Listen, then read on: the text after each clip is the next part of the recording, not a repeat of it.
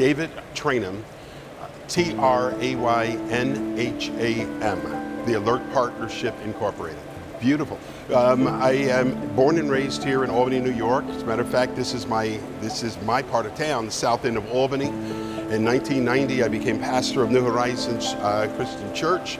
We founded that, my wife Brenda and I, we founded New Horizons Christian Church. And for 30 years, we took care of our community. We helped them in any way that we could.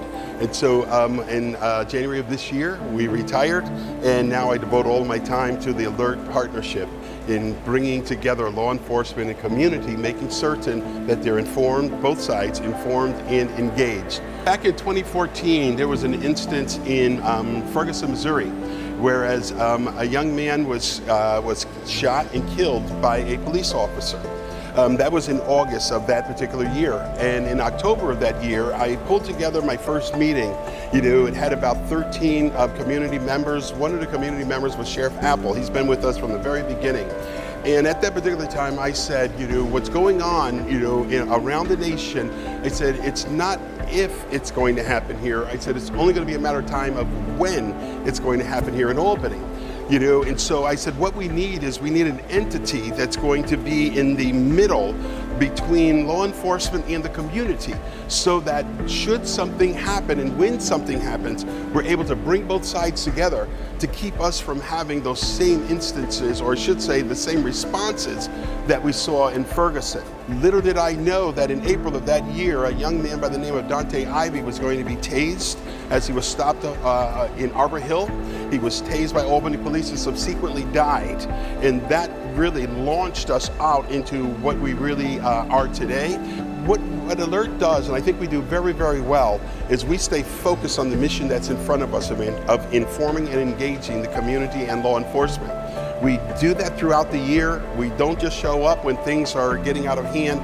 We stay focused on the mission that we have in front of us. And therefore, when things jump off, this is why it took, 4 or 6 weeks before I'm saying, let's do something. What it did was, and what we're doing today, is we have given law enforcement time to begin to adjust their policies, their laws. As we know, laws have been written throughout the entire nation. And what's happened is we now have to look at law enforcement to determine how they are going to enforce those things. Because all the government does is say, this is what's going to happen, and then it's up to each agency to figure out how they're going to make that happen. And so now they have to re-educate all of their officers, all of their agents, all of their attorneys in order to make sure it gets right. One of the things that we do, and this is what we're very, very excited about, we've done it 3 years straight, and naturally this year because of COVID-19, it's going to be put on the back burner, probably bring it back up in 2021. But we have what we call the One City United event, and we've also added another sports component where we're calling the Albany Sports Challenge. Jamel Hood, he's the one that heads that piece up. We're bringing them both together, and what we do is we bring the event to the center of the city in Washington Park, because my desire is to have one city united. And so the One City United, the Albany Sports Challenge event, it gets everybody together. It gets all of our law enforcement agencies on the basketball court, tug of war, bubble soccer, relay races. It gets them engaged with the community to break down some of those stereotypical ideas that the community has with law enforcement. And so that's really exciting. We'll have maybe 40 or 50 different vendors throughout, the park, all set up. It's a carnival atmosphere where kids can come and they can play for free. And that was birthed out of my own experience as a kid. They would have like a carnival in the playground across the street from my own house. They would have it all day long. But being from a poor family with 6 kids, my mom would give us $2 each, and that $2 would be going just like that. And I would walk around almost crying, looking at all of these games that I wanted to play but couldn't play because I didn't have money.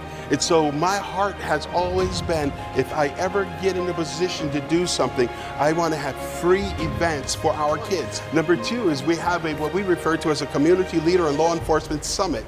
We've had that 4 years already, and we have that in December. And what we do in that is we bring leaders together. Last year we had maybe 40 leaders, from different areas of our community, brought them together with all of these law enforcement agents and agencies. And what they did was they shared the ideas of what they would like to see happen. But the strength in those particular meetings is the same as the strength that's going to come out of this meeting today.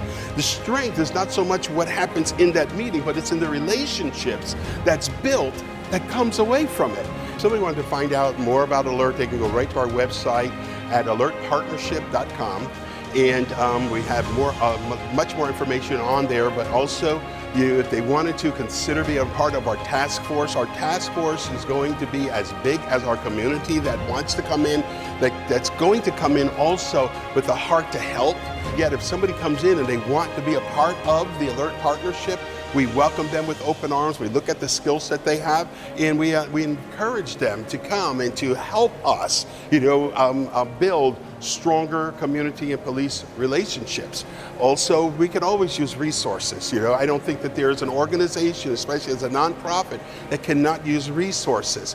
We could use resources to help us build and help us scale. They can help by donating to us, by helping us on a month-to-month basis. They can help us with a one-time gift, or they can contact me and I can let them know the needs that we have at any time.